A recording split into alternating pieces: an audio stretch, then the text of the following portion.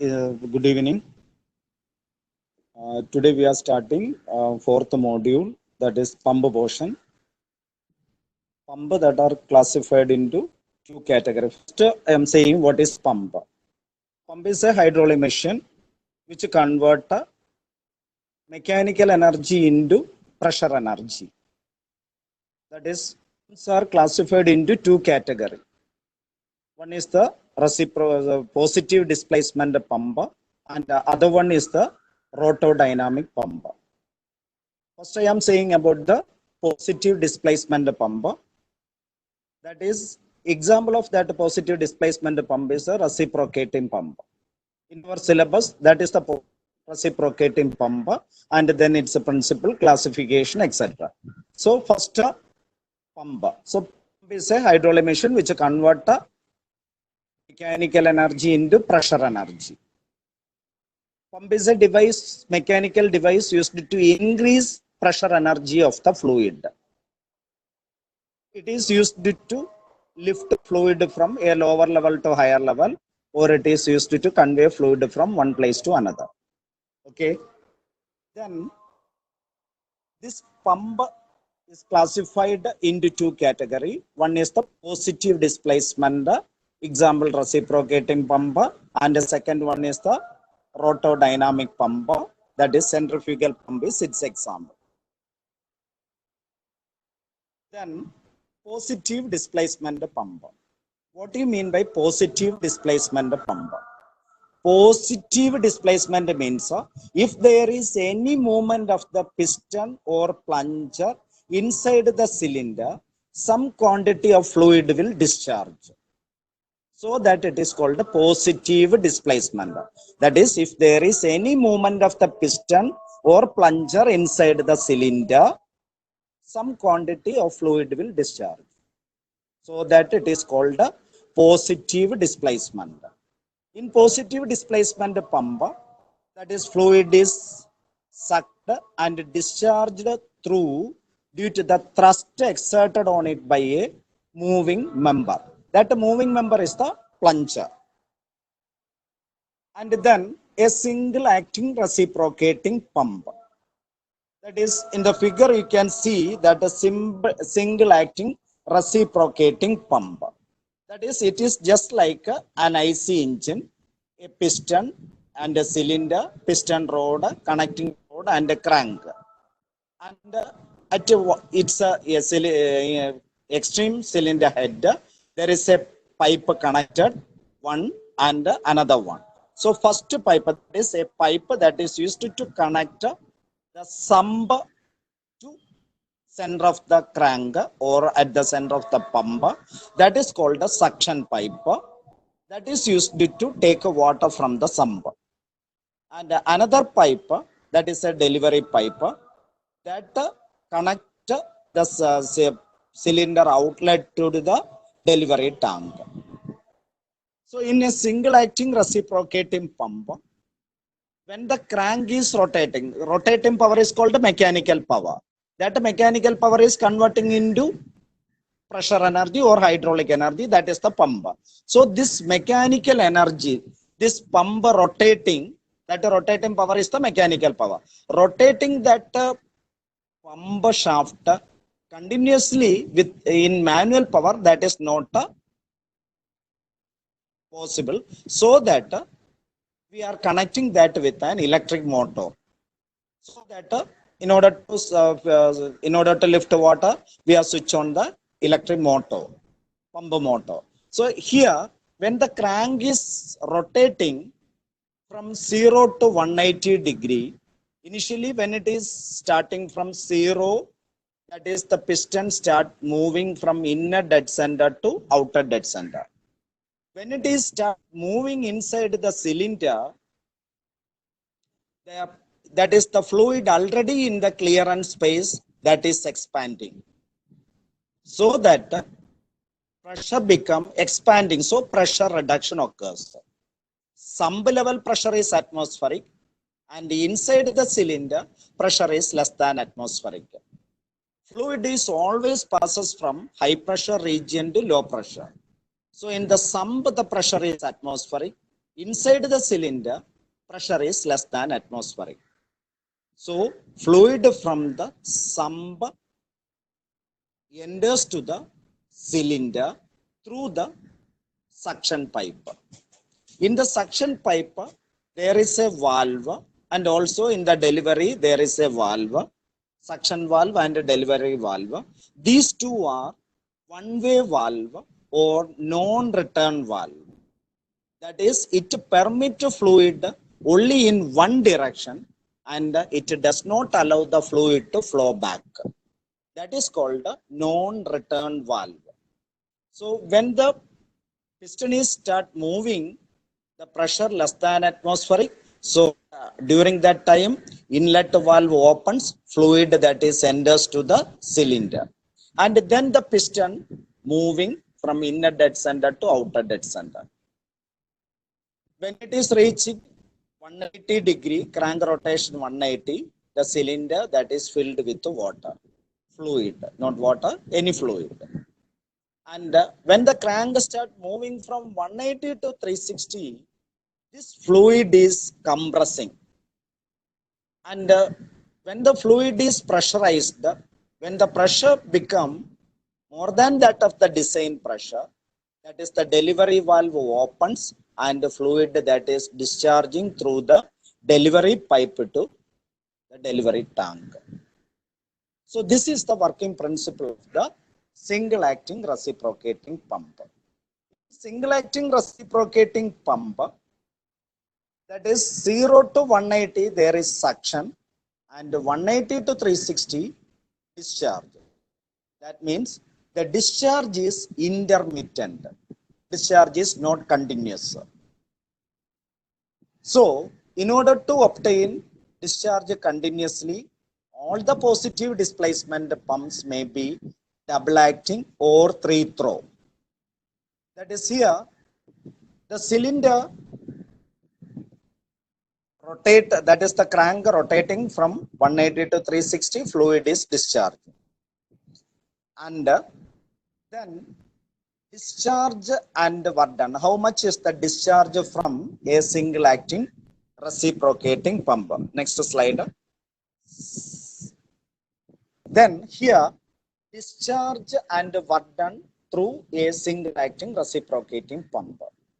Suppose D is the diameter of the piston or cylinder in meters, and N is the speed of the crank in RPM, and HS is the suction head. Suction head means it is the height from the sump level to center of the cylinder. That is the suction head. And then HD is the delivery head in meters. That is from the cylinder head, center of the cylinder to level of the liquid in the delivery tank. That is HD. And then next slide. That is, suppose what is the amount of liquid inside the cylinder? That is, the volume of the liquid delivered in one revolution is equal to area of the cylinder into length of the stroke. Stroke length means movement of the piston from one dead center to another dead center. So area into length of the stroke, volume of the fluid. Then we need discharge. Discharge means how much quantity of fluid is flowing per second. That is, here discharge Q is equal to area into stroke length into number of revolutions in second. N is the speed in RPM. We need, that is in RPS, that is we need discharge per second. So LAN by 60 at much meter cube per second is the discharge. Then weight of the water delivered, that is how much weight of water is delivering, that is W. That is, we know that weight is equal to M into G, mass into acceleration due to gravity. So what is mass? Mass by volume is the density. So mass is equal to rho into G into, that is, here we need weight, rho into Q, that is W weight equal to M into G. So rho GQ is the weight of the fluid. We need work done per second. How much may be the work done? That is equal to W weight of the water delivered into how much height that is water is lifting. That is from the sump level to delivery tank level. That is W weight of the water delivered into head. Total head is suction head plus delivery head. That is what that is equal to rho GQ into HS plus HD. Okay, that is the work done. We need a power required to drive this pump. How much power is required to drive the pump? That is in kilowatt. Usually it is expressing in kilowatt. This power is equal to work done per second. In order to make it a kilowatt, divided by 1000. So rho G Q, instead of Q, LAN by 60 into HS plus HD by 1000. So that rho GALN into HS plus HD by 60,000 is the power required to drive the pump. That is, you have to by heart this formula or understand it clearly, so that you will get a problem from this part. It may be an 8 mark or sometimes a 7 mark question. It is an easy question. Everyone can do that problem. That is, I already mentioned in single acting reciprocating pump. So please take Anisha, double acting reciprocating pump. Next slide.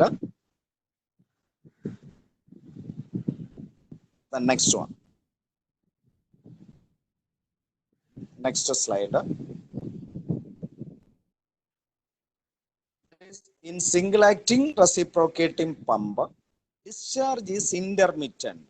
That means, that is, from 180 to 360 crank rotation, the discharge occurs. 180, 0 to 180, there is only suction. So in order to get a continuous discharge, most of the positive displacement pump may be double acting or it may be three throw. That is three throw pump. That is here in double acting pump. That is what is the difference between single acting and a double acting? If the liquid is in contact with only one side of the piston, it is known as single acting pump. There the discharge is intermittent. But in double acting, the liquid is in contact with both the side of the piston. That is left side and the right side may be the fluid in contact every time. So it is called a double acting. In double acting pump, there is two suction pipe and two delivery pipe. During each stroke, that is when the suction takes place on one side, discharge takes from the other side. That is, when the crank start moving from 0 to 180, the fluid already in the clearance volume start expanding. At that time, fluid in the right side is pressurizing and discharging through the other side of the delivery pipe. So 0 to 180, discharge from the right side portion. And when the crank moving from 180 to 360, discharge through the left side portion. So 0 to 180 and 180 to 360, discharge will obtain. That is, you can see that in the figure in double acting, there is two suction pipe and two delivery pipe. One suction pipe in the left side and the other one is in the right side. Delivery pipe also. So these two discharges is connecting into a common line, so that discharge available continuously, discharge obtained continuously. That is the double acting reciprocating pump. That is here, in a double acting reciprocating pump, I already mentioned discharge that is continuous, that is fluid. Every time fluid is in contact with both the side of the piston. Then next slide, please. Oh, that is here, in a double acting reciprocating pump, in each revolution of the crank, there are two suction stroke and two delivery stroke.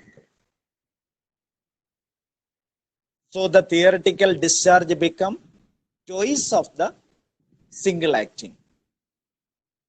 That is, it is actually twice, it is slightly less because we have to reduce the piston rod area in the right side portion. That is, when suction taking place, you can see that is the above slide, first slide, double acting. So please move to double acting, not below, above slide. Double acting pump, that figure. Once again, please give that double acting reciprocating pump figure. Finish, please, that slide, double acting reciprocating pump slide.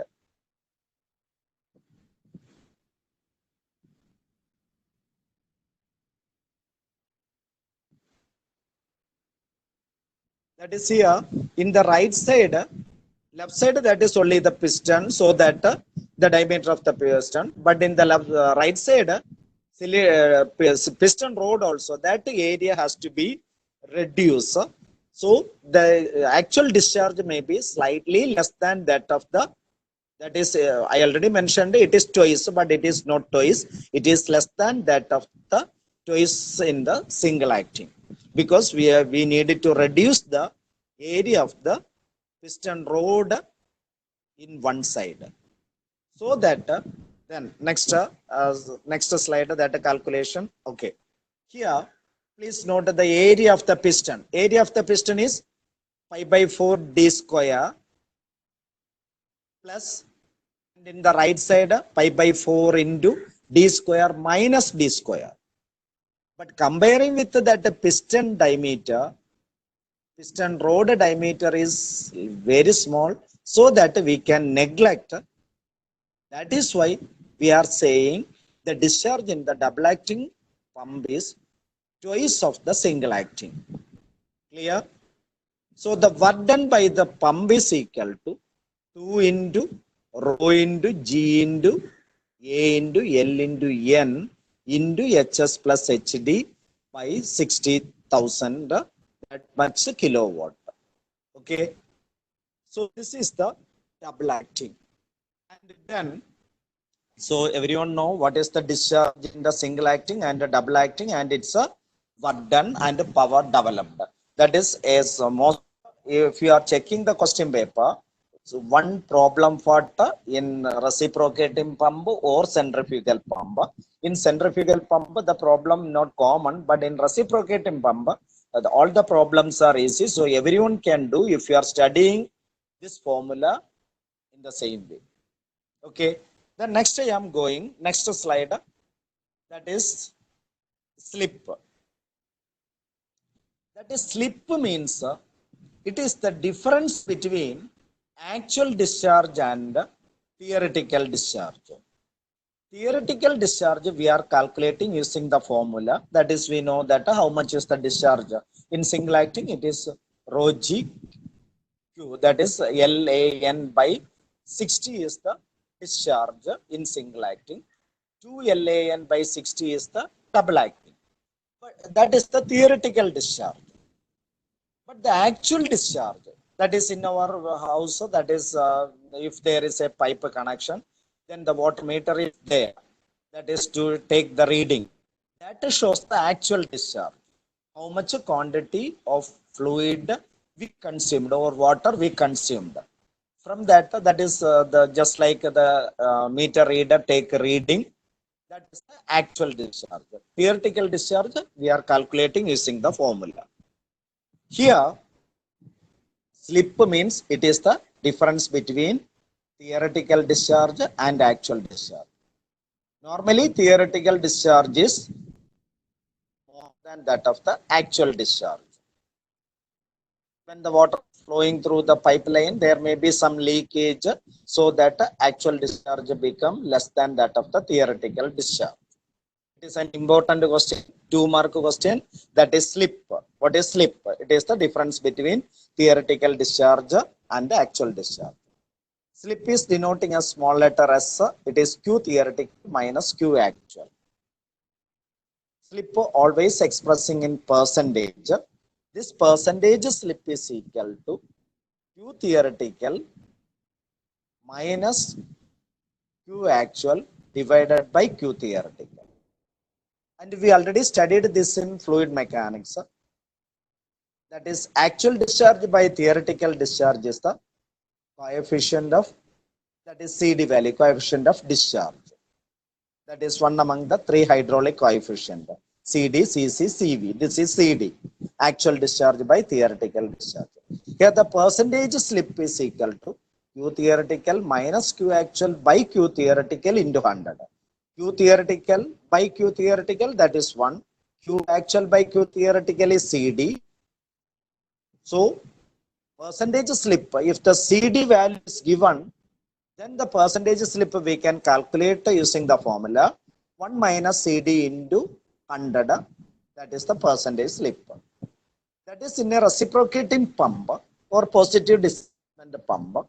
This percentage slip may be 2% or less than 2% if we are maintaining that pump in good condition. That is in a very that is in our lab also. That is the centrifugal pump and reciprocating pump. Every year, that is during the vacation time, it is maintaining. So that if the maintenance is proper, then the slip we can limit in 2%. Okay. So this is an important 2-mark question. Everyone have to study these things. We will share this PPT for you so that you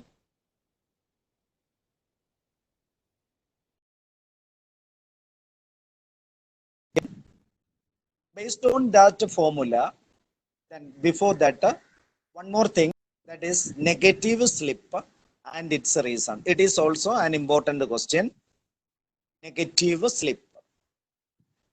That is, I already mentioned discharge slip, theoretical discharge minus actual discharge.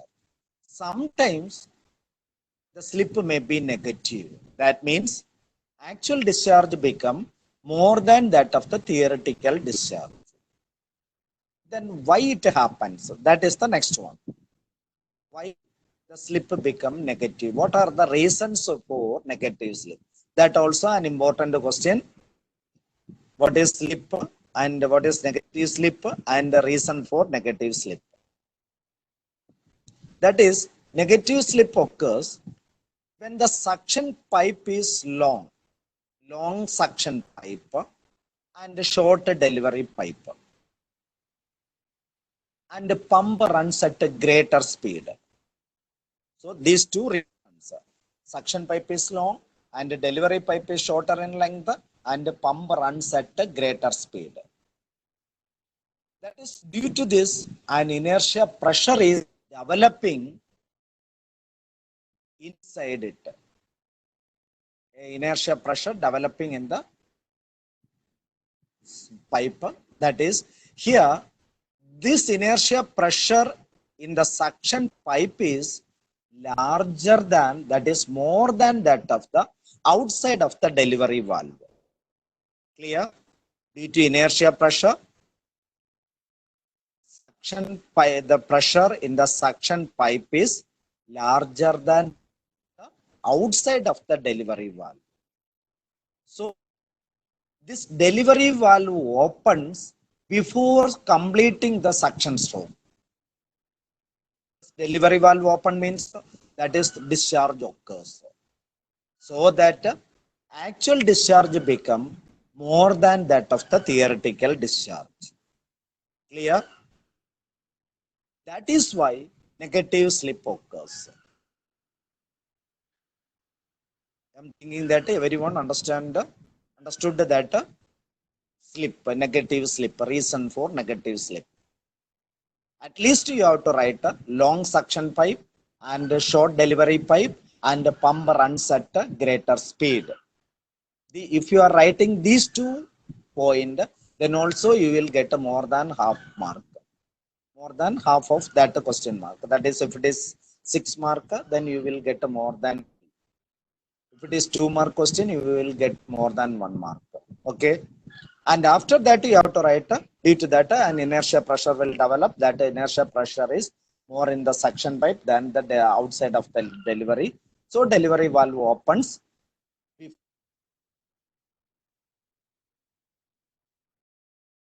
Suction. That is, during that time also suction occurs. During that time, delivery valve opens, so that actual discharge become more than that of the theoretical discharge.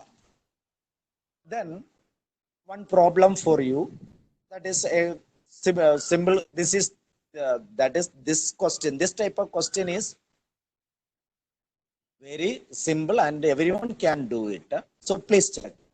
In a double acting reciprocating pump, the piston diameter 250 mm and the piston rod diameter is also given 50 mm. Normally we are neglecting that piston rod diameter, but in the question if it is given, you have to consider that also while calculating the area of the cylinder or the volume of fluid discharge.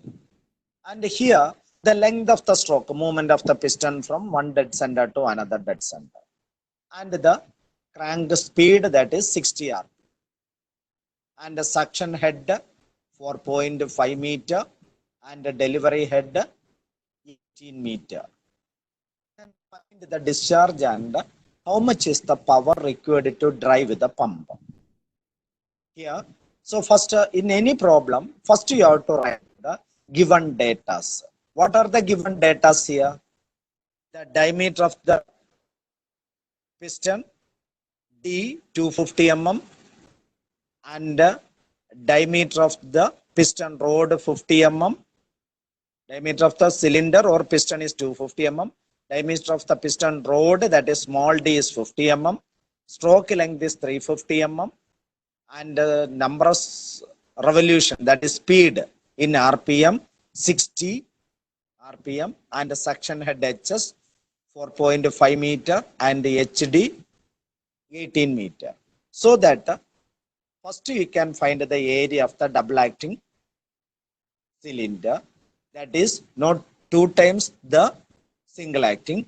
We needed to subtract the area of the piston also.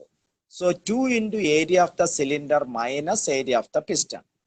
That means it is 2 into pi by 4 d square.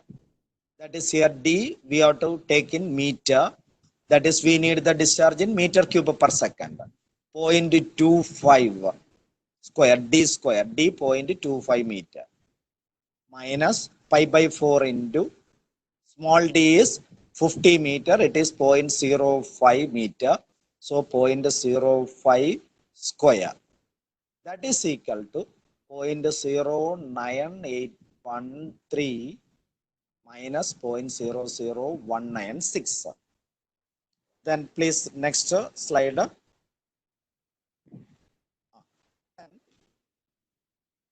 Here the discharge. Next slide, I need please next slide. This discharge is equal to 2 into A, 2A minus A into P. AP. AP means area of the piston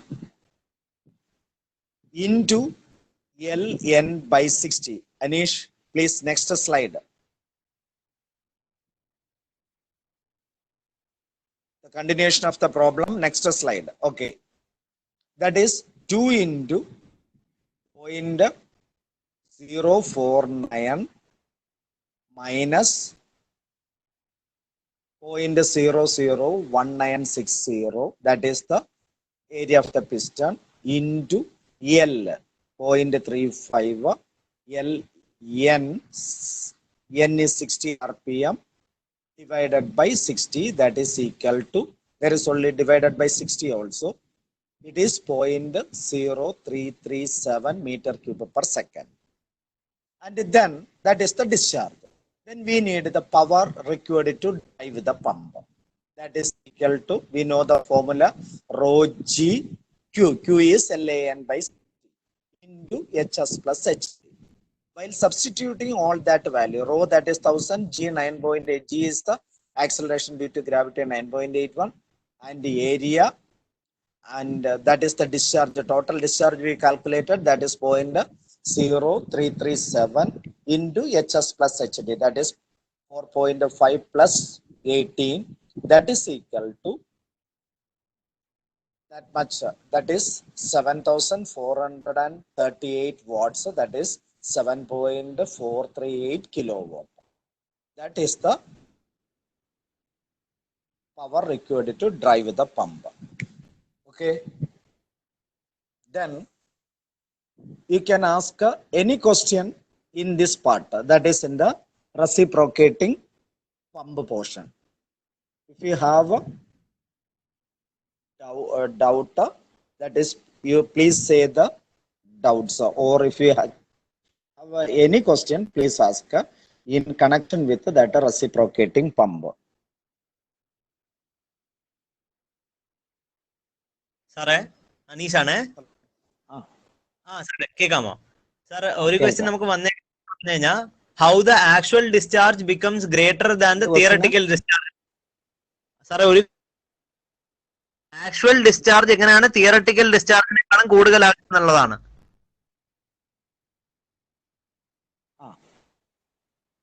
That is actual discharge. Normally it is never happen, but that is the, I already mentioned that reason also. That is the suction pipe. Suction pipe is long suction pipe, and the short delivery pipe. Suction pipe in the length കുറവും delivery pipe in the length, sorry, suction pipe in the length കൂടുതലും delivery pipe in the length കുറവും pump greater speed run ചെയ്യുമ്പോൾ അതിനകത്ത് develop ചെയ്യുന്ന inertia pressure കൊണ്ട് suction സൈഡിൽ ഉണ്ടാകുന്ന pressure delivery വാൽവിന്റെ ഔട്ട്സൈഡിൽ ഉണ്ടാകുന്ന പ്രഷറിനേക്കാളും കൂടുതലാകുമ്പോൾ ഈ ഡെലിവറി വാൽവ് അങ്ങ് ഓപ്പൺ ആകും. ഈ ഡെലിവറി വാൽവ് ഓപ്പൺ ആകുമ്പോൾ സക്ഷൻ നടന്നുകൊണ്ടിരിക്കുന്ന അതേ സമയത്ത് തന്നെ ഡെലിവറി വാൽവ് ഓപ്പൺ ചെയ്യുമ്പോൾ ഡെലിവറിയിലൂടെ ഡിസ്ചാർജ് നടക്കും. അപ്പോൾ ആക്ച്വൽ ഡിസ്ചാർജ് എന്ന് പറയുന്നത് തിയറിറ്റിക്കൽ ഡിസ്ചാർജിനേക്കാളും കൂടും. അതുകൊണ്ടാണ് നെഗറ്റീവ് സ്ലിപ്പ്. ഓക്കെ സാറേ, നമുക്ക് രണ്ട് മൂന്ന് ക്വസ്റ്റ്യൻസും കൂടെ വന്നിട്ടുണ്ട്. Discharge through single pump is called three throw, അത് എന്തുകൊണ്ടാണ് ചോദിക്കുന്നുണ്ട്. സിംഗിൾ എങ്ങനെ? ക്വസ്റ്റ്യൻ ഇങ്ങനെയാണ്, ത്രീ ത്രോ ആണോ സിംഗിൾ ആക്ടിംഗ് പമ്പിന്റെ? അല്ല, അതെന്തോന്ന് വെച്ചാല് സിംഗിൾ ആക്ടിംഗ് പമ്പിൽ ഡിസ്ചാർജ് ഒരിക്കലേ ഉള്ളൂ. അപ്പൊ ഡിസ്ചാർജ് കണ്ടിന്യൂസ് അല്ല, ഇന്റർമിറ്റന്റ് ആയിട്ട് ഡിസ്ചാർജ് നടക്കുന്നു. പക്ഷെ അതുകൊണ്ട് യൂസ് അല്ല. കാരണം ഇന്റർമിറ്റന്റ് ആയിട്ട് നമുക്ക് ഡിസ്ചാർജ് പമ്പ് ഓൺ ചെയ്ത് കഴിയുമ്പോൾ ഇന്റർമിറ്റന്റ് ആയിട്ട് ഡിസ്ചാർജ് കിട്ടി നമുക്ക് ഉപയോഗമില്ല. അപ്പൊ അതുകൊണ്ട് എല്ലാ പോസിറ്റീവ് ഡിസ്പ്ലേസ്മെന്റ് പമ്പുകളും ഒന്നുകിൽ ഡബിൾ ആക്ടിങ് ആക്കും. അപ്പൊ ഡബിൾ ആക്ടിങ് ആകുമ്പോൾ നേരത്തെ പറഞ്ഞതുപോലെ പിസ്റ്റന്റെ രണ്ട് സൈഡിലും ഫ്ലൂയിഡ് എപ്പോഴും കോണ്ടാക്ട് ഉണ്ടായിരിക്കും. അപ്പൊ suction crank 0 to 180 crank rotation വരുമ്പോൾ തന്നെ ഡിസ്ചാർജ് ഒരു സൈഡിലൂടെ ഡിസ്ചാർജ് കിടക്കും, സക്ഷൻ ഒരു സൈഡിൽ നടക്കും, ഡിസ്ചാർജ് വേറൊരു സൈഡിൽ നടക്കും. അതേസമയം 180 to 360 വരെയുള്ള ക്രാങ്ക് റൊട്ടേഷനിൽ നേരത്തെ സക്ഷൻ നടന്ന സ്ഥലത്തൂടെ ഡിസ്ചാർജ് നടക്കും, ഡിസ്ചാർജ് നടന്ന സ്ഥലത്തൂടെ സക്ഷനും നടക്കും.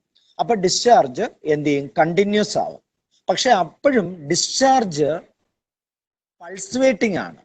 നമ്മൾ AC പോലെ ഡിസ്ചാർജ് എന്ത് ചെയ്യും? പൾസ്വേറ്റിംഗ് ആയിട്ടായിരിക്കും നിൽക്കുന്നത്. ഈ പൾസ്വേഷൻസ് നമുക്ക് ഇല്ലാതാക്കണം. ആ പൾസ്വേഷൻസ് ഇല്ലാതാക്കണമെങ്കിൽ, ആ പോർഷൻ ഞാൻ സ്കിപ്പ് ചെയ്തെന്നാണ് തോന്നുന്നത്, ഒരു എയർ വെസൽ ഉണ്ട്. അതൊരു ഇമ്പോർട്ടൻ്റ് ആയിട്ടുള്ള ഒരു പോർഷനാണ്. ഞാൻ ആ സ്ലൈഡ് ഞാൻ ആഡ് ചെയ്തോളാം. അത് ഇമ്പോർട്ടൻ്റ് ആണ്. അത് ഈ പോർഷനിലുള്ളതാണ് air vessel. That is what is the use of air vessel. ഈ എയർ വെസൽ എന്ന് പറയുന്നത് നമ്മൾ AC സർക്യൂട്ടില് AC DC ആക്കുന്നതിന് വേണ്ടിയിട്ട് നമ്മൾ റെക്ടിഫയർ ഉപയോഗിക്കുന്നത് പോലെ ഈ സിംഗിൾ നമ്മളെ ഡബിൾ ആക്ടിംഗ് ഏത് റെസിപ്രോക്കേറ്റിംഗ് പമ്പിലും ഈ ഡിസ്ചാർജ് ഇങ്ങനെ പൾസ്വേറ്റിംഗ് ആയിട്ട് വരുന്നത് കൊണ്ട്, അതായത് ആദ്യം തുടങ്ങുന്ന സമയത്ത് ക്രാങ്ക് ചെയ്ത് തുടങ്ങുന്ന സമയത്ത് കൂടുതൽ ആക്സിലേഷൻ കൂടുതലാവും. അപ്പോൾ more quantity of fluid is sucking. When it is reaching almost 180 there is അവിടെ എന്ന് പറയുന്നത് ഡീസിലറേഷൻ ആയിരിക്കും. So the discharge may be slight. So that is why it is discharge pulsating. ഈ പൾസ്വേഷൻസിനെ ഇല്ലാതാക്കുന്നതിന് വേണ്ടിയിട്ട് നമ്മൾ പോസിറ്റീവ് ഡിസ്പ്ലേസ്മെന്റ് പമ്പിൽ ഉപയോഗിക്കുന്ന ഡിവൈസ് ആണ് എയർ വെസൽസ്. അത് വളരെ ഇമ്പോർട്ടൻ്റ് ആണ്. Air vessel, that is A very important one. ഈ എയർ വെസല് നമ്മൾ നോർമലി സക്ഷൻ സൈഡിലും സക്ഷൻ പൈപ്പിന്റെ അവിടെയും ഡെലിവറി പൈപ്പിന്റെ അവിടെയും ഈ പമ്പിനോട് ക്ലോസ് ആയിട്ട്, സിലിണ്ടറിനോട് ക്ലോസ് ആയിട്ട് സക്ഷൻ പൈപ്പിലും ഡെലിവറി പൈപ്പിലും എയർ വെസൽസ് നമ്മൾ കണക്ട് ചെയ്യും. അപ്പോ ഇതിൽ ഞാൻ പറഞ്ഞു വന്നത് ഡബിൾ ആക്ടിങ് പറഞ്ഞു. ഈ ഡബിൾ ആക്ടിങ്ങില് രണ്ട് സൈഡിലും വന്നു. അപ്പൊ ഡിസ്ചാർജിനെ മാറ്റാൻ, ഈ പൾസുവേഷൻസ് മാറ്റാൻ എയർ വെസൽ ഉപയോഗിക്കും. അപ്പൊ കൂടുതൽ ഡിസ്ചാർജ് കിട്ടാൻ ക്രാങ്കിന്റെ ഒരു റൊട്ടേഷനിൽ തന്നെ സിംഗിൾ ആക്ടിങ്ങിൽ കിട്ടുന്നതിന്റെ 3 times ഡിസ്ചാർജ് കിട്ടുന്നതിന് വേണ്ടി ഉപയോഗിക്കുന്ന പമ്പാണ് 3 ത്രോ പമ്പ്. അപ്പൊ ആ 3 ത്രോ എന്ന് പറയുമ്പോൾ ഒരു റൊട്ടേഷനിൽ തന്നെ 3 times ഡിസ്ചാർജ് നടക്കും. അതായത് അപ്പൊ അവിടെ എന്ന് വെച്ചാൽ 0 to 180 ഒരിടത്ത് സക്ഷൻ നടക്കുമ്പോൾ 0 to 120 360 അല്ലേ, 3 സിലിണ്ടേഴ്സ് ആണ്. അപ്പോൾ എല്ലാം ഈക്വൽ ആംഗുലർ ഇതിലായിരിക്കും വെക്കുന്നത്. അപ്പോൾ 0 to 120, 120 to 240, 240 to 360. ഈ 0 to 120 സക്ഷൻ നടക്കുമ്പോൾ വേറൊരു സിലിണ്ടറിൽ 120 to 240 പ്രഷറൈസിങ് നടക്കും, കംപ്രഷൻ നടക്കും. എന്നിട്ട് 240 to 360 ഡിസ്ചാർജ് നടക്കും. അപ്പോൾ suction, compression and discharge. Compression എന്ന് പറയുന്നത് ഇവിടെ പ്രഷറൈസിങ് ആണ്. ഫ്ലൂയിഡ് നോർമലി നമ്മൾ പറയുന്ന വാട്ടർ എന്ന് പറയുന്നത്, ലിക്വിഡ് എന്ന് പറയുന്നത് ഇൻകംപ്രസിബിൾ ആണ്. അതാണ് ഇവിടെ പറയുന്ന പ്രഷറൈസിങ് എന്ന് പറയുന്നത്. അപ്പോൾ ഈ 3 സിലിണ്ടറും ഓരോ ടൈമിലെ suction, compression, suction, pressurising, discharge, ഇങ്ങനെ 3 നടക്കുന്നത് കൊണ്ട് ഓരോ സമയത്തും സക്ഷൻ, കംപ്രഷൻ, ഡിസ്ചാർജ്. അപ്പോൾ എപ്പോഴും ഡിസ്ചാർജ് ഉണ്ട്. ഒരു റൊട്ടേഷനിൽ, ക്രാങ്കിന്റെ ഒരു റൊട്ടേഷനിൽ 3 times ഡിസ്ചാർജ് വരുന്നത് കൊണ്ടാണ് അതിനെ 3 ത്രോ പമ്പ് എന്ന് പറയുന്നത്. ഈ 3 ത്രോ പമ്പിലും എയർ വെസൽസ് കണക്ട് ചെയ്യും. നോർമലി നമ്മൾ എയർ വെസൽസ് കണക്ട് ചെയ്യുന്നത് ഡെലിവറി സൈഡിലാണ്. ചിലപ്പോൾ സക്ഷൻ സൈഡിലും വെക്കാം, ഡെലിവറി സൈഡിലും വെക്കാം. മിക്കവാറും പമ്പുകളിൽ സക്ഷൻ സൈഡിലും ഡെലിവറിയിലും കാണും. പക്ഷെ ഡെലിവറിയിലാണ് നമ്മൾ കോമൺലി എയർ വെസൽസ് ഉപയോഗിക്കുന്നത്. അത് അടുത്ത സെക്ഷനിൽ ക്വസ്റ്റ്യൻ കഴിയുമ്പോൾ ഞാൻ എയർ വെസലിനെ കുറിച്ച് എക്സ്പ്ലെയിൻ ചെയ്യാം. അനീഷ്, അടുത്ത് എന്തെങ്കിലും ക്വസ്റ്റ്യൻ ഉണ്ടോ? റിപ്പീറ്റഡ് ആയിട്ട് ഉള്ള, നമുക്ക് സമയപരിമിതികൾ ഉള്ളതുകൊണ്ട് റിപ്പീറ്റഡ് ആയിട്ടുള്ള 2 ക്വസ്റ്റ്യൻസും കൂടെ ഞാൻ ചോദിക്കാന്ന് പറഞ്ഞിരിക്കുവായിരുന്നു. അതിലൊന്ന് സാർ ഇപ്പൊ തന്നെ ഞാൻ ചോദിക്കാതെ തന്നെ ഉത്തരം പറഞ്ഞു. ഒന്ന് 3 ത്രോയുടെ കാര്യമാണ്. എന്താണെന്ന് പറഞ്ഞ് 3-4 പേര് ചോദിച്ചിട്ടുണ്ടായിരുന്നു. ഇനി ഒരു എനിക്ക് തോന്നുന്നു 1-2 ക്വസ്റ്റ്യനും കൂടെ ഈ സെക്ഷനിൽ നിന്ന് എടുക്കാം. അപ്പൊ അബ്ദുൾ ഷുക്കൂർ എന്ന് പറഞ്ഞിട്ട് ഒരു കുട്ടി ചോദിച്ചിരിക്കുന്ന, why head losses in pump and pipe as well as pump efficiency as not considered for the estimation of power required. Power റിക്വയർഡിന്റെ എസ്റ്റിമേഷനിൽ എന്തുകൊണ്ടാണ് പമ്പ് എഫിഷ്യൻസിയുടെ ഇത് കൺസിഡർ ചെയ്യാത്തതെന്നാണ് പുള്ളി ചോദിച്ചേക്കുന്നത്. പമ്പിന്റെ എഫിഷ്യൻസി നമ്മൾ എപ്പോഴും കാൽക്കുലേറ്റ് ചെയ്യും. എഫിഷ്യൻസി കാൽക്കുലേറ്റ് ചെയ്യുന്നത്, എഫിഷ്യൻസി എന്ന് പറയുന്ന what we need to give. അപ്പോൾ what we want, we need output, we need to give input. ആ ഇൻപുട്ടാണ് നമ്മൾ പമ്പില് മോട്ടോറിന്റെ സ്വിച്ച് ഓൺ, പമ്പ് ഓൺ ചെയ്യാൻ പറയില്ലേ, അപ്പൊ ഇലക്ട്രിക് സപ്ലൈ ആണ് കൊടുക്കുന്നത്. അവിടുത്തെ ആ ഇലക്ട്രിക് സപ്ലൈ ആണ് നമ്മൾ കൊടുക്കുന്ന, ഇലക്ട്രിക് പവർ ആണ് അവിടുത്തെ ഇൻപുട്ട്. ഔട്ട്പുട്ടാണ് നമ്മുടെ പമ്പിൽ നിന്ന് നമുക്ക് കിട്ടുന്നത്. അതാണ് നമ്മൾ നേരത്തെ കണ്ടുപിടിക്കുന്നത്, റോജി QH വെച്ച് കണ്ടുപിടിക്കുന്നത്. ഈ ഔട്ട്പുട്ടാണ്, പമ്പിന്റെ ഔട്ട്പുട്ടാണ്. ഇൻപുട്ട് എന്ന് പറയുന്നത് നമുക്ക് കണക്കാക്കാനായിട്ട് എല്ലാ എക്സ്പെരിമെന്റൽ സെറ്റപ്പിലും ഒന്നിൽ നമുക്ക് എനർജി മീറ്റേഴ്സ് ഉണ്ടാവും, അല്ലെങ്കിൽ നമ്മൾ അവിടെ നിന്ന് ആ പണ്ടത്തെ പോലെ ഇലക്ട്രിക്കൽ ഇതിൽ വരുന്നത് പോലെ പൾസുവേഷൻസ് കൗണ്ട് ചെയ്യും. എത്ര പൾസ് ആണ് ഉണ്ടാകുന്നതെന്ന് വെച്ചിട്ട് input power, electrical power calculate ചെയ്യും. ആ ഇൻപുട്ട് പവറും കാൽക്കുലേറ്റ് ചെയ്ത് ഔട്ട്പുട്ട് പവർ നമുക്ക് റോജി QH വെച്ച് കിട്ടി. ഈ പമ്പിന്റെ ഔട്ട്പുട്ടാണ് നമ്മുടെ ടർബൈനിലൊക്കെ വരുമ്പോൾ ഇൻപുട്ട് ആയിട്ട് വരുന്നത്. അപ്പൊ ഇവിടെ ഈ പമ്പില് ഔട്ട്പുട്ടും ഉണ്ട്, ഇൻപുട്ട് എന്ന് പറയുന്ന ഇലക്ട്രിക്കൽ പവർ ആയിട്ട് എടുക്കുന്നു. അത് വെച്ചുകൊണ്ട് നമുക്ക് എന്ത് ചെയ്യാം, എഫിഷ്യൻസി കണ്ടുപിടിക്കാം. പക്ഷെ അത് നമ്മുടെ സിലബസിൽ നമുക്കത് പറഞ്ഞിട്ടില്ല. നമുക്ക് പവറും വർഡനും ഡിസ്ചാർജും കണ്ടുപിടിക്കുന്ന പ്രോബ്ലംസേ ഉള്ളൂ. അതുകൊണ്ടാണ് എഫിഷ്യൻസിയുടെ ക്വസ്റ്റ്യൻ ഇടാത്തത്. എഫിഷ്യൻസി കണ്ടുപിടിക്കാൻ അങ്ങനെ നോർമലി ബിടെക്കിന് ചോദിക്കുന്നുണ്ട്, പക്ഷേ ഡിപ്ലോമയ്ക്ക് നമുക്ക് ഡിസ്ചാർജും പവറും വർഡനും ആണ് പറയുന്നത്. അതുകൊണ്ടാണ് എഫിഷ്യൻസി പറയാത്തത്. അപ്പോൾ എഫിഷ്യൻസി നമുക്ക് കാൽക്കുലേറ്റ് ചെയ്യാം. എഫിഷ്യൻസിയിൽ ഇൻപുട്ട് പവർ എന്ന് പറയുന്ന പമ്പ് റൺ ചെയ്യിക്കാനായിട്ട്, അതായത് ഞാൻ പറഞ്ഞല്ലോ പമ്പ് എന്ന് പറയുന്നത് മെക്കാനിക്കൽ എനർജിയെ പ്രഷർ എനർജി അല്ലെങ്കിൽ ഹൈഡ്രോളിക് എനർജി ആക്കുകയാണ്. ആ മെക്കാനിക്കൽ പവർ എന്ന് പറയുന്നതാണ് പമ്പിന്റെ ഷാഫ്റ്റ് റൊട്ടേറ്റ് ചെയ്യുന്ന പവർ. റൊട്ടേറ്റിംഗ് പവർ ആണ് ഷാഫ്റ്റ് പവർ. അതാണ് എപ്പോഴും മെക്കാനിക്കൽ പവർ. അപ്പൊ ഈ പമ്പിന്റെ ഷാഫ്റ്റിനെ പിടിച്ച് തിരിച്ചുകൊണ്ടിരിക്കാൻ നമുക്ക് പറ്റില്ല എപ്പോഴും. അതുകൊണ്ടാണ് നമ്മൾ ഒരു പ്രൈം മൂവറായ ഇലക്ട്രിക്കൽ മോട്ടോർ നമ്മൾ ഉപയോഗിച്ച് പമ്പിനെ സ്റ്റാർട്ട് ചെയ്യിക്കുന്നത്. അപ്പോൾ പമ്പ് ഷാഫ്റ്റും ഈ മോട്ടോർ ഷാഫ്റ്റും, പമ്പ് ഷാഫ്റ്റും ഇലക്ട്രിക് മോട്ടോറിന്റെ ഷാഫ്റ്റും കൂടി കപ്പിൾ ചെയ്യും. അപ്പൊ അതും ഇതിൽ പറയേണ്ട ഒരു കാര്യമാണ്. അതും അടുത്ത സെക്ഷനിലേക്ക് പറയാന്നാ വെച്ചത്. അപ്പൊ അവിടെയാണെങ്കിൽ ഈ റെസിപ്രോക്കേറ്റിംഗ് പമ്പ് നമുക്ക് ഡയറക്റ്റ് ആയിട്ട് മോട്ടോറുമായിട്ട് കണക്ട് ചെയ്യാൻ പറ്റില്ല. എന്ന് വെച്ചാൽ അതിന് റീസൺസ് ഉണ്ട്. ക്യാവിറ്റേഷനും ഫ്ലോ സെപ്പറേഷനും ഒക്കെ ഉണ്ടാകും എന്നുള്ള റീസൺസും ഉണ്ട്. പോസിറ്റീവ് ഡിസ്പ്ലേസ്മെന്റ് പമ്പിന് മോട്ടോറുമായിട്ട് നമ്മൾ കണക്ട് ചെയ്യില്ല. അപ്പോൾ ഒരു സ്പീഡ് റിഡക്ഷൻ ഡിവൈസ് ഉപയോഗിക്കും. നോർമലി നമ്മൾ ഉപയോഗിക്കുന്ന ബെൽറ്റ് ഡ്രൈവ് ആണ്. അപ്പൊ ബെൽറ്റ് ഡ്രൈവ് ഉപയോഗിച്ച് എന്ത് ചെയ്യും, സ്പീഡ് റെഡ്യൂസ് ചെയ്യും. മോട്ടോറിന്റെ സ്പീഡ് പമ്പിന്റെ സ്പീഡിന് കറക്റ്റ് ആക്കി ആ സ്പീഡ് റെഡ്യൂസ് ചെയ്ത് നിർത്തും. സ്പീഡ് റിഡക്ഷൻ ഡിവൈസസ് നമ്മൾ റെസിപ്രോക്കേറ്റിംഗ് പമ്പിൽ ഉപയോഗിക്കും. അങ്ങനെ ചെയ്തുകൊണ്ട് നമ്മൾ എന്ത് ചെയ്യും, ഡയറക്റ്റ് കപ്ലിംഗ് അല്ല വരുന്നത്. ഇനി എന്തെങ്കിലും ക്വസ്റ്റ്യൻ ഉണ്ടോ? ക്വസ്റ്റ്യൻസ് ഒരുപാടുണ്ട്, പക്ഷേ സമയം പ്രശ്നമായതുകൊണ്ട് നമുക്ക് അടുത്ത സെക്ഷനിലേക്ക് നമുക്ക് അടുത്ത ടോപ്പിക്കിൽ ഇതിന്റെ ഇനിയിപ്പോ എയർ വെസലിന്റേതും കൂടെ കഴിഞ്ഞിട്ട് നമ്മൾ സെൻട്രിഫ്യൂഗലിൽ കുറച്ചെടുത്തിട്ട് നമുക്ക് ക്വസ്റ്റ്യൻ വരുമ്പോഴത്തേക്ക് ഡൗട്ട് ഉള്ളത് ക്ലിയർ ചെയ്യാം. ശരി സാർ, ഓക്കെ. അപ്പൊ അടുത്ത സെക്ഷനിലേക്ക് പോകാമെന്നാണോ?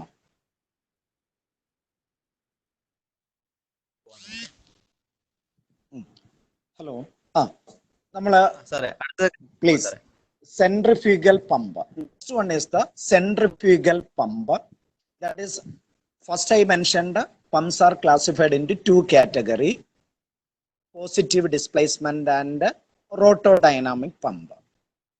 This centrifugal pump is a rotodynamic pump. Rotodynamic. That is, rotodynamic means there is a rotating member inside the pump. That rotating member is the impeller.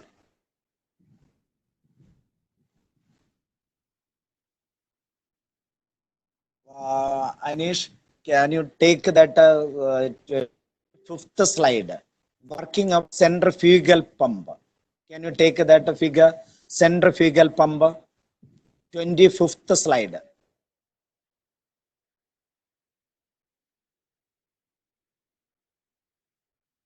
Figure of centrifugal pump. Centrifugal pump working.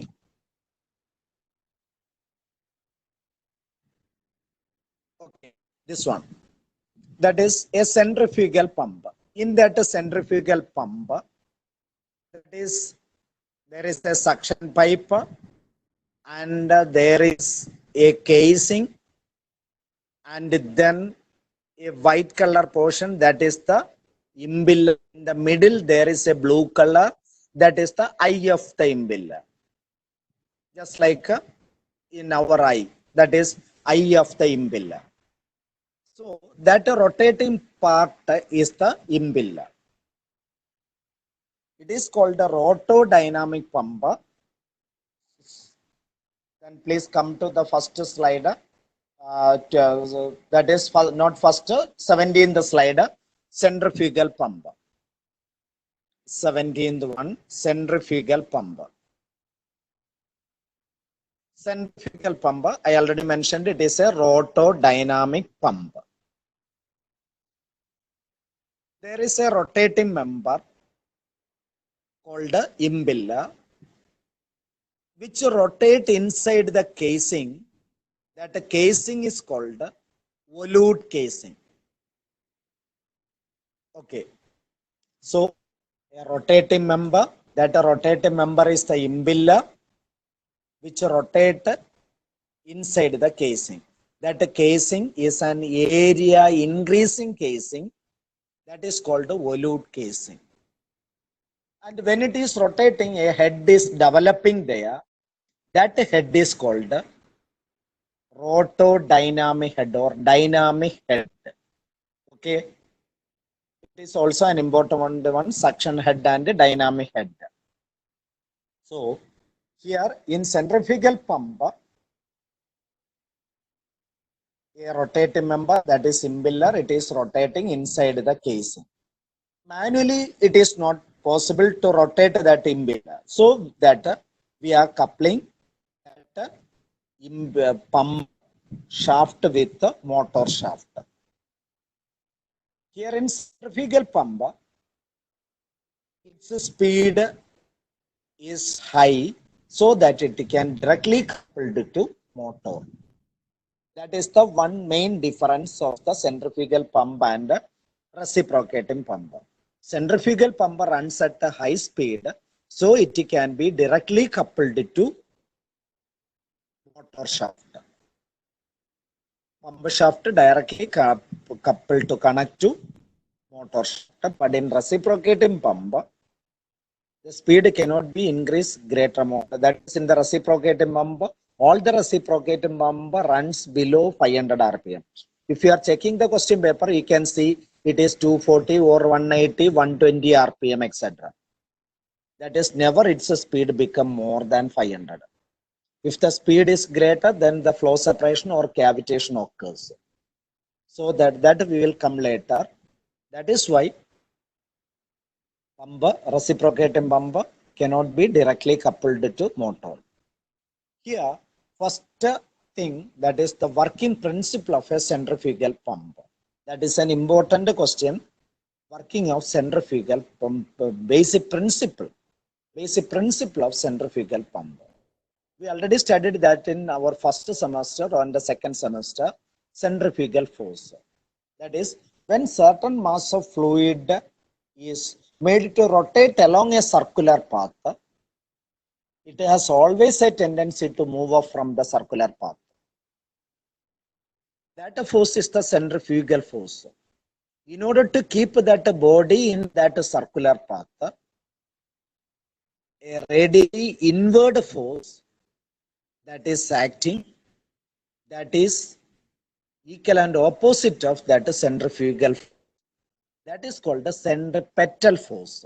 So the basic working principle of the centrifugal pump is, when a certain mass of fluid is made to rotate by an external force, it is thrown away from the axis of rotation, so that a centrifugal head is impressed, which enable to lift the fluid to higher level from the sump. That is the working principle or basic principle of centrifugal pump. So everyone must understand or by heart that working principle of a centrifugal pump. Okay. In this centrifugal pump, suppose in our lab also we have one experiment, that is the power and efficiency calculation of a centrifugal pump. That is, before starting a centrifugal pump, first process is priming. That's also an important question. What is priming? That is, in a centrifugal pump, the rotating member impeller rotate inside the casing, the head developing, that is called the rotodynamic head, that enables to lift the fluid. Okay. If some air is entrapped in the suction pipe or case, the head will not develop. That is, sufficient head cannot be produced there, developed there. Impeller is rotating idly without sucking any fluid. So, in order to avoid that, that is, we needed to remove that entrapped air. In order to remove that entrapped air, there may be an air vent in that pipe or in that pump. That is, in our home also, commonly we are using a centrifugal pump, not a reciprocating pump for lifting water from well to our tank, overhead tank. We are normally using a centrifugal pump. Sometimes when we switch on it, it will not lift water. Then we can understand that some air is entrapped in it. During that time, we have to open that air vent and then pour the fluid to be pumped. That is, if the water is pumping, then we have to pour water. If oil is pumping, we have to pour oil. Whatever the fluid we need to lift, that fluid we have to fill in the suction pipe and a portion of delivery. And this process is doing while open that air vent.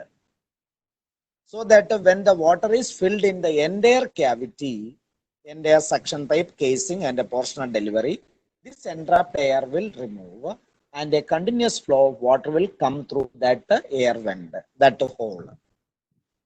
When all the air is releasing and then when the fluid is coming through it, then we can close it. That process is called the priming. So it is an important 2-mark question sometimes and 6-mark question, priming. So priming is carried out in rotodynamic pump, in centrifugal pump. That is, what is priming? That is, when the impeller is rotating inside the casing, the head developing is called the rotodynamic head. If some air is entrapping inside the casing or suction pipe, the head developing is not sufficient to lift the fluid. First, we needed to remove that much air. For that, after opening the air vent, pour the fluid to be pumped in the suction pipe, delivery, a portion of delivery and casing. After removing that air, we can close it. That process is priming. That is, it occurs, that is at the end of the suction pipe. That is, please move it to that slide 25. Please, Anish, please take that slide 25, 25th slide, centrifugal pump working. Okay, that is here. All of you please note at the bottom level, that is water sump, a blue color sump there. There a strainer and a foot valve. There a strainer. That strainer, that is to remove the foreign particles, suppose leaves or other debris, to prevent the entry of that foreign particles to the suction pipe. This strainer is using. That is just like the riddle. And then a foot valve. In that foot valve is an one-way valve. It is a non-return valve. It does not permit it to flow back. Sometimes, suppose something happen in this foot valve. During that time, that is, if that foot valve is some damage, if it is functioning wrongly, that is, if malfunction occurs, that is, water will flow out. That is, that seating may not be correct, so fluid that is coming out to the sump. During that time, there is a possibility to entrap air. That is normally occurs. In order to remove that entrapped air, we are doing that priming process. So I think everyone understood that priming process. Then we are moving to the first one, priming, and then please come to slide number 19, types of casing.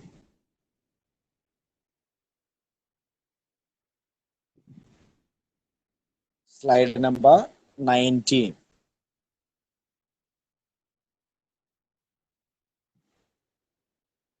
Or slide number 21.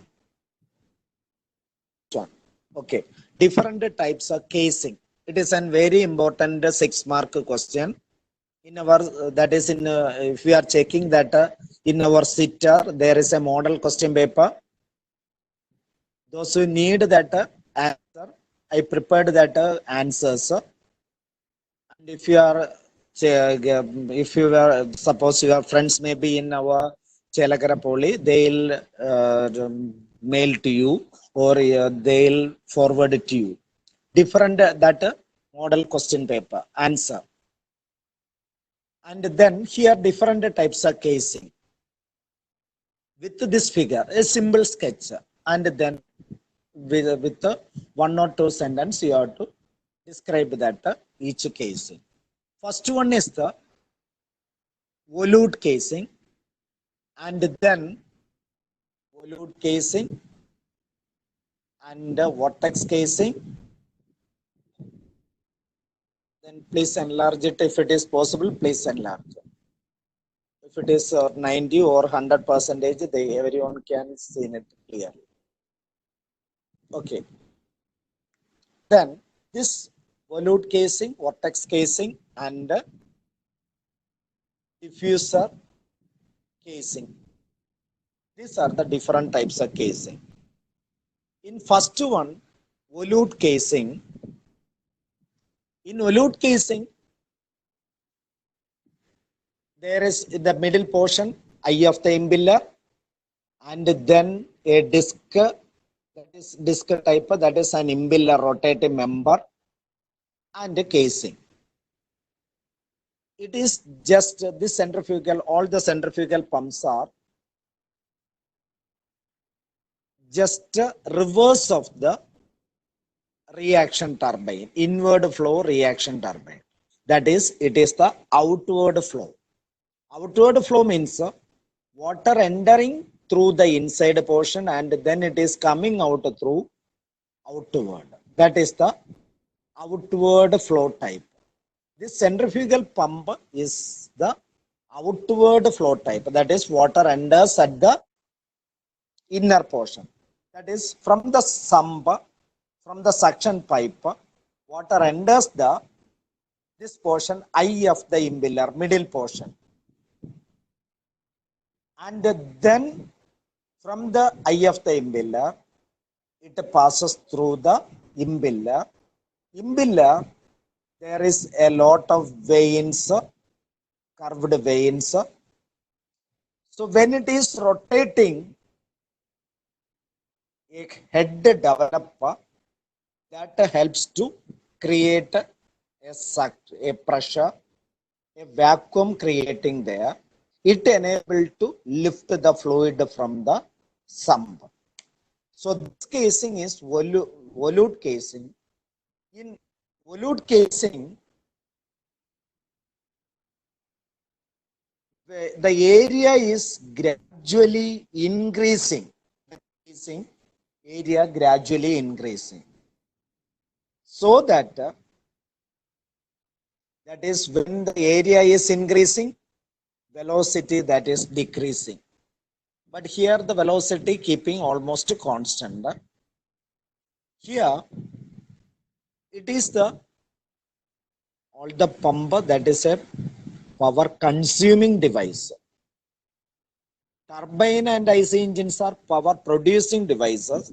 These are power consuming devices. So when the water is passing through this casing, there is a tendency of eddy formation. Eddies will form inside it. This eddies loses energy. Okay. So that here the efficiency is slightly more. That is because normally in power producing devices, if the eddy formation energy losing, efficiency decreasing. But this is a power consuming device. Pump is a power consuming device. From the electric motor, that electric power is consuming. So here This energy loss increases the efficiency due to the eddy formation. Energy losses occurs. It slightly increases the efficiency. That is the volute casing. And then vortex casing.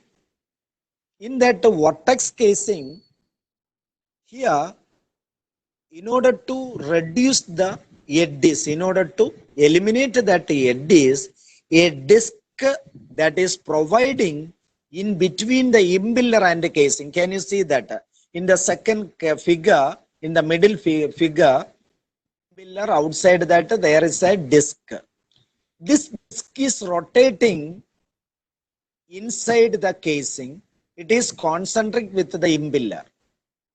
So eddy formation is reducing. Here also area is increasing, so that velocity energy is converting into pressure energy. All the pumps are used to increase pressure energy or pressure head, so that efficiency is more in volute casing, vortex also. Vortex casing, due to this eddy minimization, in efficiency increasing. And then another one is the diffuser casing. Everyone know diffuser function just opposite of the nozzle. That is, in the case of nozzle, when the fluid is passing through the nozzle, all the pressure energy converting into velocity energy. But in the case of diffuser, this velocity pressure energy, diffuser kinetic energy converting into pressure energy, just opposite of the nozzle. So in that in first, that is eye of the impeller, then impeller, then there is a guide vane with that guide vanes are called around it, concentric with it, it is the diffuser. So diffuser converting kinetic energy into pressure energy, so pressure energy become more. That is the third type of casing, that is called diffuser casing. These are the three different types of casing. So then is any time limit? Then we can go to the question section. Sir നമുക്ക് രണ്ട് മൂന്ന് questions, കുറെ questions വന്നിട്ടുണ്ട്. രണ്ട് മൂന്ന് questions എടുക്കാം. Already സമയമായി 7:30 ആണ് നമുക്ക് പറഞ്ഞേക്കുന്നത്. പക്ഷെ എന്നാലും രണ്ട് മൂന്ന് ക്വസ്റ്റ്യൻസ് നമുക്ക് എന്തായാലും എടുക്കാം സാർ, കുഴപ്പമില്ല. കാരണം ഇത് ആദ്യത്തെ രണ്ട് മൂന്ന് ക്വസ്റ്റ്യൻസ് ഞാൻ നോട്ട് ചെയ്ത് വെച്ചിട്ടുണ്ട്. ഫ്രീക്വന്റ് ആയിട്ട് 3-4 പേര് ചോദിച്ച ക്വസ്റ്റ്യൻസ് ആണ് സാർ. അപ്പോ ഒരു ക്വസ്റ്റ്യൻ എന്ന് പറഞ്ഞു കഴിഞ്ഞാൽ സെൻട്രിഫ്യൂഗലും റെസിപ്രോക്കേറ്റിംഗ് പമ്പും, രണ്ട് പമ്പും എവിടെ ഉള്ളതാണ്? അത് ഇനി വരുന്ന പോർഷനിലാണുള്ളത്. എന്നാലും ഞാൻ പറയാം. ഇപ്പൊ വിസ്കസ് ആയിട്ടുള്ള ഫ്ലൂയിഡുകളെല്ലാം പമ്പ് ചെയ്യണമെങ്കിൽ നമ്മൾ ഉപയോഗിക്കുന്ന സെൻട്രിഫ്യൂഗൽ പമ്പാണ്. ഇപ്പൊ ഓയിൽ ആയാലും സ്ലറീസ് ആയാലും സീവേജ് വേസ്റ്റ് ആയാലും ഇതിനെല്ലാം നമ്മൾ ഉപയോഗിക്കുന്നത് സെൻട്രിഫ്യൂഗൽ പമ്പാണ്. അവിടെ എന്ന് വെച്ചാൽ ആകെ റൊട്ടേറ്റിംഗ് മെമ്പർ ഇംപില്ലർ മാത്രമേ ഉള്ളൂ. അതേസമയം റെസിപ്രോക്കേറ്റിംഗ് പമ്പിലാണെങ്കിൽ സക്ഷൻ വാൽവ് ഉണ്ട്, ഡെലിവറി വാൽവ് ഉണ്ട്. അപ്പൊ ഇതിനിടയിലേക്ക് എന്തെങ്കിലും ഫോറിൻ പാർട്ടിക്കിൾ വന്നു കഴിഞ്ഞാൽ ഈ വാൽവുകൾ കേടാവും. അപ്പൊ അതുകൊണ്ട് വാട്ടറിനെ പോലുള്ള പ്യുവർ ഫ്ലൂയിഡ് പമ്പ് ചെയ്യാനാണ് നോർമലി നമ്മൾ റെസിപ്രോക്കേറ്റിംഗ് പമ്പ് ഉപയോഗിക്കുന്നത്. വിസ്കസ് ആയിട്ടുള്ള ഫ്ലൂയിഡ് എന്തായാലും, ഓയിലായാലും ഏത് തരത്തിൽ, ഇപ്പൊ നമ്മൾ വെള്ളമായാലും പമ്പ് ചെയ്യാൻ സെൻട്രിഫ്യൂഗൽ ഉപയോഗിക്കുന്നുണ്ട്, അതിന് യാതൊരു പ്രശ്നമില്ല. പക്ഷെ വിസ്കസ് ആയിട്ടുള്ള ഫ്ലൂയിഡ്, ഇപ്പൊ മഡ്, സ്ലറി, സീവേജ് വേസ്റ്റ്, ഇതെല്ലാം പമ്പ് ചെയ്യണമെങ്കിൽ നമ്മൾ ഉപയോഗിക്കുന്ന റോട്ടോഡൈനാമിക് പമ്പ്, അതായത് സെൻട്രിഫ്യൂഗൽ പമ്പ് പോലുള്ളതാണ് ഉപയോഗിക്കുന്നത്. സർ, അടുത്ത question, does efficiency increase with formation of eddy? Which type of casing is preferred more, volute or vortex? Volute, normally we are using the volute casing in our college, and all the simple pump, that is the volute casing. Normally volute casing is used. Based on the application, we can use the vortex casing or diffuser pump. If more pressure head is required, then we can use the diffuser. That is diffuser which convert the kinetic energy into pressure energy. So pressure head is more. But in our slight application, suppose in our home application, normally we are using simple reciprocal centrifugal pump. There the volute casing is using. there is no disc or no diffuser. Okay. Sir, അടുത്ത question. Area increase. That is, casing area increasing means that is normally that is using to maintain that velocity constant. In order to maintain the velocity constant, the casing is normally casing area is increasing, casing using to maintain the velocity constant. But due to that, when the fluid is rotating, a centrifugal head developing, that the centrifugal force is equal to m omega square r or v square by r. V is the velocity, r is the radius of the impeller, or omega square r. Omega is the angular velocity. Omega square r, that is the angular velocity increasing, correspondingly linear velocity increasing due to that rotation. This velocity energy is converting into pressure energy in the case of pump. That is, to increase pressure energy, pump is using. So velocity energy converting into pressure energy, so that area increasing, casing using, so that velocity can maintain constant, almost constant. That is the reason. Okay. Okay, sir. ഒറ്റൊരു ക്വസ്റ്റ്യനും കൂടെ എടുക്കാം. സമയം 7:48, 7:30 വരെയാണ് സമയം. Sir 2-3 പേര് ചോദിച്ചിട്ടുണ്ട്, inertia പ്രഷറിനെ കുറിച്ചൊന്ന് പറയാമോ എന്നുള്ളതാണ്. അത് സെൻട്രിഫ്യൂഗൽ പമ്പിലല്ല, റെസിപ്രോക്കേറ്റിംഗ് പമ്പിലാണ് ഇനേർഷ്യ പ്രഷർ ഡെവലപ്പ് ചെയ്യുന്നത്. അത് നമ്മൾ പറഞ്ഞല്ലോ. അപ്പോൾ നമ്മൾ സ്കൂൾ ക്ലാസ്സിൽ പഠിച്ചതുപോലെ ഇനേർഷ്യ ഡെവലപ്പ് ചെയ്യുമ്പോൾ ഇപ്പം ഏതെങ്കിലും ഒരു വസ്തു ചലിച്ചുകൊണ്ടിരിക്കുന്നതോ അല്ലെങ്കിൽ സ്ഥിരാവസ്ഥയിൽ ഇരിക്കുന്നതോ ആയിട്ടുള്ള ഒരെണ്ണത്തിൽ ഉണ്ടാകുന്ന ഒരിത്. അപ്പൊ ഈ ഇനേർഷ്യ പ്രഷർ നമ്മളിപ്പോ സക്ഷൻ പൈപ്പ്, ഞാൻ പറഞ്ഞല്ലോ സക്ഷൻ പൈപ്പ് ലോങ്ങും ഡെലിവറി പൈപ്പ് എന്ന് പറയുന്നത് ഷോർട്ടും ആകുമ്പോൾ പമ്പ് ഇപ്പോൾ ഗ്രേറ്റർ സ്പീഡിൽ റൺ ചെയ്യുന്ന ഒരു കണ്ടീഷനിൽ മാത്രമേ അങ്ങനെ ഇനേർഷ്യ പ്രഷർ ഡെവലപ്പ് ചെയ്യുള്ളൂ. ആ ഇനേർഷ്യ പ്രഷർ വരുമ്പോഴത്തേക്കാണ് സക്ഷൻ സൈഡിലുള്ള പ്രഷർ കൂടിപ്പോകുന്നതും ഡെലിവറി സൈഡിലുള്ള ഔട്ട്സൈഡ് ഓഫ് ദ ഡെലിവറി വാൽവിലെ പ്രഷർ കുറയുന്നു എന്നുള്ളതല്ല, ഈ ഡെലിവറിയുടെ ഔട്ട്സൈഡിലുള്ള പ്രഷറിനേക്കാളും സക്ഷൻ സൈഡിലുള്ള പ്രഷർ കൂടിപ്പോകും.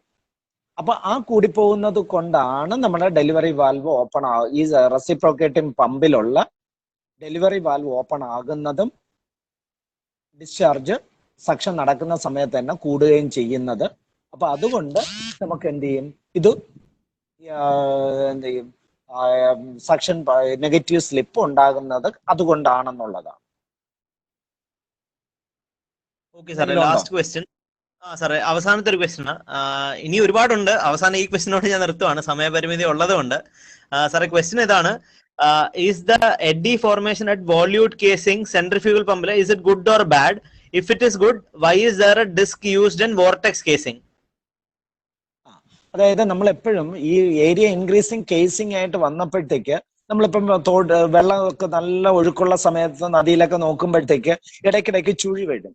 ആ ചുഴി ഉണ്ടാകുന്ന എഡ്ഡി ഉണ്ടാകുന്നിടത്തെല്ലാം എഡ്ഡി കറക്കിക്കൊണ്ട് പോവുകയല്ലേ, അപ്പൊ എനർജി ലോസ് ആണ്. അവിടെ ഫ്ലൂയിഡ് അങ്ങ് കറങ്ങി അങ്ങ് ഇത് വരികയാണ് ചെയ്യുന്നത്. ആ ചുഴിയിലൊക്കെ അകപ്പെടുമ്പോഴാണ് ആളുകൾ മരിക്കുന്നു എന്ന് പറയുന്നില്ലേ. അപ്പൊ അതുപോലെ ഇവിടുത്തെ എഡ്ഡി ഫോർമേഷൻ ഉണ്ടാകുമ്പോൾ ഇപ്പൊ ടർബൈനിലൊക്കെ എഡ്ഡീസ് വന്നു കഴിഞ്ഞാൽ എനർജി ലോസ് വരും. അതാ ഞാൻ പറഞ്ഞത്, ടർബൈൻസ് എല്ലാം പവർ പ്രൊഡ്യൂസിങ് ഡിവൈസസ് ആണ്. ഈ പവർ കൺസ്യൂമിങ് ഡിവൈസ് ആണ് ഈ പമ്പ് എന്ന് പറയുന്നത്. അപ്പൊ ഈ എഡ്ഡി വെള്ളം ഇങ്ങനെ ചുഴറ്റി ഇങ്ങനെ പോകുമ്പോൾ, റൊട്ടേറ്റ് ചെയ്ത് പോകുമ്പോൾ അതിനിടയിൽ ചുഴി ഇങ്ങനെ ഉണ്ടാവും, എഡ്ഡീസ് ഉണ്ടാവും. ഈ എഡ്ഡീസ് ഉണ്ടാവുമ്പോൾ കുറെ എനർജി ലോസ് ആണ് വരുന്നത്. അപ്പോൾ ഈ എനർജി ലോസ് വരുമ്പോഴത്തേക്ക് നമുക്ക് എന്ത് ചെയ്യും, ഏത് എനർജിയാണ് ലോസ് ആവുന്നു എന്ന് വെച്ചാൽ നമ്മൾ ഇങ്ങനെ റൊട്ടേറ്റ് ചെയ്ത് വരുമ്പോൾ എഡ്ഡീസ് ഫോം ചെയ്യുന്നതുകൊണ്ട് എനർജി ലോസ് വരും. പക്ഷെ എനർജി ലോസ് വരുമ്പോൾ അത് പമ്പിന് ഒരു വിധത്തിൽ സഹായിക്കുന്നത് എഫിഷ്യൻസി ഇൻക്രീസ് ചെയ്തുകൊണ്ടാണ്.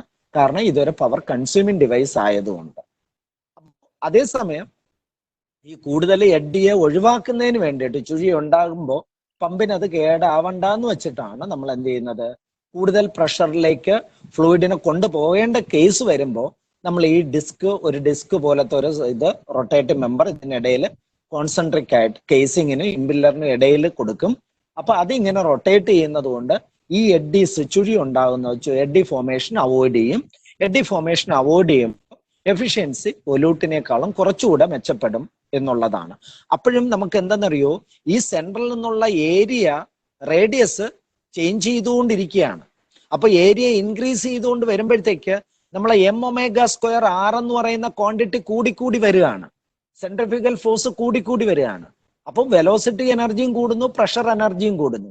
ഈ വെലോസിറ്റി എനർജിയെ കൂടെ കൺവേർട്ട് ചെയ്ത് പ്രഷർ എനർജി അങ്ങ് ആരാക്കും, ഡിഫ്യൂസർ ആക്കും. അപ്പൊ പ്രഷർ കുറെ കൂടെ കൂടും. പ്രഷർ കൂടുന്നു എന്ന് വെച്ചാൽ പ്രഷർ ഹെഡ് കൂടും, വെള്ളം കൂടുതൽ ഹൈറ്റിലേക്ക് നമുക്ക് പമ്പ് ചെയ്യിക്കാനായിട്ട് പറ്റും. അതാണ് അതിന്റെ റീസൺസ്. ഹലോ അനീഷേ. സാറേ നമുക്കപ്പം നിർത്താം. 15 മിനിറ്റ് നമ്മൾ എക്സീഡ് ചെയ്തു, പക്ഷെ കുഴപ്പമില്ല. വളരെ നല്ല സെഷൻ ആയിരുന്നു. 1 മണിക്കൂർ പോയത് ഞാനും അറിഞ്ഞില്ല. പഴയ കോളേജിൽ പഠിച്ച കാര്യങ്ങൾ പലതും എനിക്ക് ഓർമ്മ വന്നു. അപ്പോ 25 വർഷത്തോളം എക്സ്പീരിയൻസ് ഉള്ള സാറ് ഞങ്ങളെ ഇവിടെ വന്ന് ഈ സെഷൻ എടുത്തതിൽ ഞാൻ അസാപ്പിന്റെ പേരിലും എന്റെ പേരിലും നന്ദി രേഖപ്പെടുത്തുന്നു സാറിനോട്. അപ്പോ ഇനിയും സാറിന്റെ ക്ലാസ് പ്രതീക്ഷിക്കുന്നു. അത് ചെയ്യാം. എന്തായാലും നമുക്ക് ഏത് സബ്ജക്ട് വേണമെന്ന് വെച്ചാൽ നമുക്ക് എടുത്തുകൊണ്ടിരിക്കുന്ന സബ്ജക്റ്റുകൾ എടുക്കാൻ വേണ്ടു അവർക്ക്. ഓക്കെ സാറേ, thank you. Okay, thank you സാറേ. Thank you all for joining.